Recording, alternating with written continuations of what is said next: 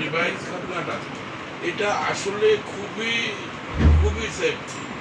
কারণ আগেকার দিনে আমাদের যখন ছিল তখন একটা ভয় ছিল, এখনো মাঝে মধ্যে শোনা যায় এই হসপিটাল ওই হসপিটালে সমস্যা হয়, কিন্তু আপনাদের এখানে যেভাবে ডিভাইস লাগাইয়া আপনারা ইয়া করেন এতে কোনো রিস্ক থাকে না, একদম মানে মনের একটা প্রশান্তি, আচ্ছা আচ্ছা, কোনো ভয় লাগে না। অনেক বাবা মা তো ভয় আছে, তাদের উদ্দেশ্যে শুধু দুই একটা লাইন বলে দেন আমাদের।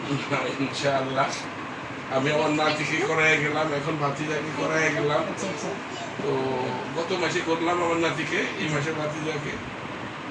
মানে নাতিকে করাইতে এসে আমার অভিজ্ঞতা হলো যে আসলে খুবই সুন্দর এখানে আইসা এই করা, শূন্যতে কাপড়া করা, এবং কতটা রিস্ক মুক্ত ওটা কাছে না দেখলে বোঝা যায় না। মানে সামনাসামনি না থাকলে বোঝা যায় না। আচ্ছা আচ্ছা আচ্ছা।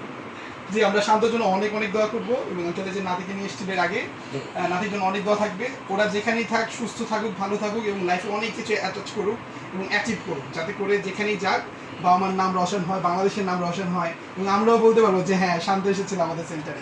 ঠিক আছে আঙ্কেল, আল্লাহ হাফেজ বলে দিই তো, টাটা, বাই। এটা গ্রুপে দিয়ে দিন। হ্যাঁ ইনশাআল্লাহ। আরেকটা কিছু বুঝে না। আরেকটা ইয়া করবেন, হ্যাঁ হ্যাঁ, হ্যাঁ গিফট ওই দিন লাগে গিফট দিছেন ইয়া খালি ছোট করে। আরেকটা বন্ধু আচ্ছা এই 3 দিন পরে কয়টার সময় আসবে? আমরা একটু গেঞ্জি রেখেছি নর্মাল কিছু হয় না। তো খেলার ভিডিও মিস করলাম। হ্যাঁ, বেঁধে দেন। আপনি লুঙ্গি কখনোই পরেননি না? না না, এই ফার্স্ট টাইম। আমি রোজ কইছি, বিষয় না, তাই না? আপনি লুঙ্গি কিনছেন আমারে কইবেন না, আমি এটা রাবার লাগাই লিখেন যে ঔষধ হ্যাঁ, অনেকে দেখেছে মানে আমি নাচের রাবার লাগাই লিখছিলাম। ওকে চলে আসুন। দেখতে হবে সাথে রাখুন।